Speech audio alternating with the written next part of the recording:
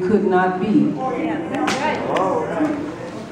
I don't know what your reality is, but I've had many an almost situation. And had I done what I wanted to do and said what I wanted to say, sometimes driving my car, when somebody takes a turn that they shouldn't take in a way that they shouldn't take, and does something that they shouldn't do, I have been very tempted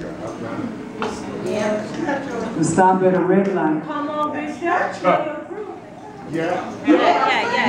And it could have ended very badly. I remember walking up and down the street when I was in Lexington, Mississippi, and I was a kid just out of California, 16 years old, 17 years old, with a California mentality. And I remember one night that I went to the doctor, I fooled around, broke my toe. Going to the doctor, and I was sitting in the lobby, and I kept wondering why many of the white folks that were coming to the doctor were coming in and they were being seen, and the receptionist never called my name. I said, well, this is strange. And so I walked up to her, because I'm from California, and I said to her, I said, you don't see me? Right. And she just leaned over to the side like this. And when she straightened back up, I had looked around her and I saw another waiting room on the other side, where there were a whole bunch of people who looked like me. So she said the way in is around the back. I went around the back, went into the waiting room, and it was filled with black people sitting on the floor. There were no chairs. Sitting on the floor. I said, all. I know the rest of what I said. And I took my broken toe and went back to the campus. I stayed up all night because my toe was broken. This was the only doctor in town. Let me say it again. I stayed up all night because my toe was broken, and this was the only doctor in town. And I was left with having to go back to that doctor, go around the back and sit on the floor and wait until they called my name, just so I wouldn't get an infection that could turn to gangrene. Anybody understand what I'm saying? And it was a lesson for me in understanding that there are situations that are created that we know are not just.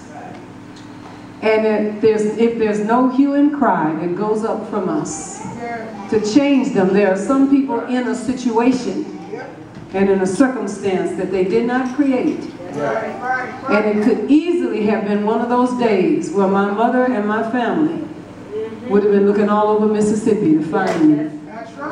Nobody would have known, because nobody would have told. Anybody understand what I'm saying?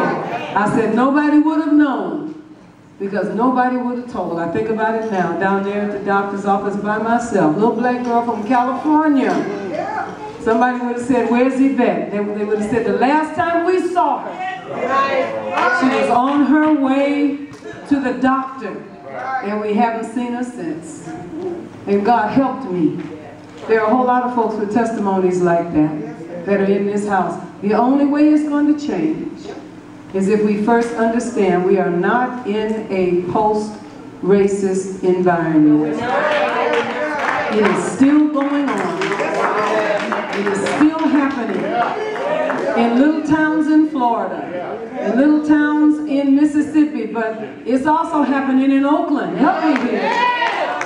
And right down there in corporate Sampson Street in San Francisco.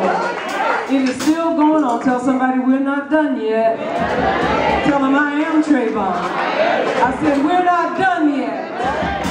I am Trayvon. And I'll give you the statistics so that you can think about it all the way through our service. 357 times, in terms of the percentage, black folks go to jail for shooting or attempting to harm white people. 357% more than white people go to jail for attempting to harm or shoot black people. You're right. You're right. I need for that to really grab a hold to you. I need for you to understand that in some states it's all right to kill an illegal. Yes, it is. And bury them in the sand and pretend that you didn't do it. Just like shooting jackrabbits in the desert. It's okay to do it. And we're exporting that hatred to many other countries and lands. We call it things like homophobia in Uganda, but what it really is initiating black-on-black crime. Somebody's got to help me with this. Somebody who really understands what time has got to help me with this. And I want to say something to you just before Cameron comes about food justice. Look at somebody say food justice. If there were no such thing as racism, then we would have some fresh fruit in black neighborhoods.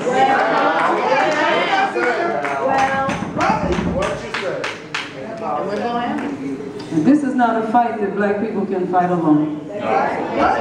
If we don't do it together, it's not going to get done. Everybody has to care. There's a reason why we're 57% of the diabetes epidemic. There's a reason why. There's a reason why we can't find fresh vegetables. There's a reason why. Somebody said, well, go to Whole Foods.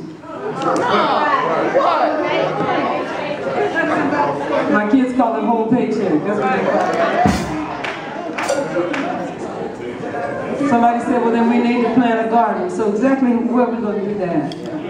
How are we going to work that out? If we don't make it happen, it's not going to happen. So much to say, but thank God for this atmosphere where our voices are being heard all over the country. It's not just Al Sharpton. Tell your neighbors, you too. This is a us thing. This is a we thing. This is a FUBU principle. This is for us, by us. And I'm going to tell you one more thing. If they're in Congress, if they're in any way elected government, vote them out. I want you to hear me real clearly. Where we lose ground, listen to your bishop today, where we lose ground is in the midterm elections. That's right. When nobody's running for president. We say, well, I'm not voting in this because nobody's running for president. No, that is where we lose ground. We lose ground because somebody else knows the recipe to win is to infringe upon the Voters' Rights Act. Come on, help me with this. So that brown people cannot get to the polls and women with children, working people cannot get to the polls. Did you hear me? Yes. It's just like what happened in Corinthians when some people got there for the supper, for the communion, and others did not because they were poor and unable to get there. You see, if we are not careful and we do not pay attention to the midterms, that's right. There are folks that will be voted into office.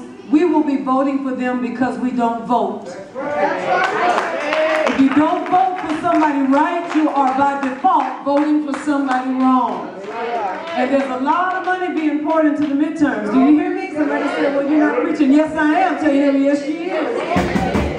If you don't vote in the midterms, and whatever you got to do to vote, if you need to get your name legally changed, do it. That's right. That's right. If you need to pay your tickets, pay them. Right. That's right. Get Social Security right. If you need to get a Social Security number, get your own. Hey. Right. That's what you mean. Even if you've been living with your cousins for the last 15 years, get your own so that you can vote. Every vote counts. And we change it in the midterms. This is gospel that I'm speaking to you about right now. We change it in the midterms because if we don't change it, what will happen is insidious gun laws will pass. What will happen is we will not get the amendments to the Voting Rights Act. It won't happen. If we don't, we will not support the new medical care and Obamacare that's out there right now. And remember this, my beloved. 21 states in this country have a vigilante gun law that says you can shoot somebody if you think they're going to hurt you. And I know that a whole lot of us wish that some of the folks in the inner city that looked like me knew that. Because the truth be told, a whole lot of our folks would have defended themselves if they knew they could have legally. Tell somebody she got that right. You got that right. We didn't even know we could call that law into existence. I got folks in Florida that are going, what? Do you mean to tell me when that man jumped on me that I could have shot him and not gone to jail? And I looked at them and they looked black like me. And I think maybe not. Maybe it wouldn't have worked for you. But the laws are still on the books. Does somebody understand what I'm saying? There is a vigilante uprising right under the surface in our country. Yes, it is. Some people call it the Tea Party. I'm going to go sit down in a minute. But there's a vigilante movement right under the surface in our country. People are mad when they lose power. You got to hear what I'm saying to you. Lose it to what? Losing it to uppity women. I'm almost through. Losing it to people of color. Losing it to same-gender loving people. This is the browning of America. Listen to me carefully. We can stop saying minority community. That's right. Because this is the year that people of color cross over and become majority in this country. Now there's a whole lot of fear around that. And a whole lot of hatred. But there's also an unnecessary pride. What do I mean by that? So when you are no longer on the back of the bus and you're in the front of the bus, ask your neighbor, what are you going to do? That's right, that's right. See, that's the real question. See, the real question, when you've been on the bottom of the stack and you're rising, come on now. What are you going to do now? What will you do differently than what was done to you? That's right. I am Trayvon. Let me show you so you can see. Do it. Put that on Facebook. I am Trayvon. If you got a hood, put your hood on your head. Tell your neighbor, we are Trayvon. We are Trayvon. We are Trayvon. Come on, Cameron.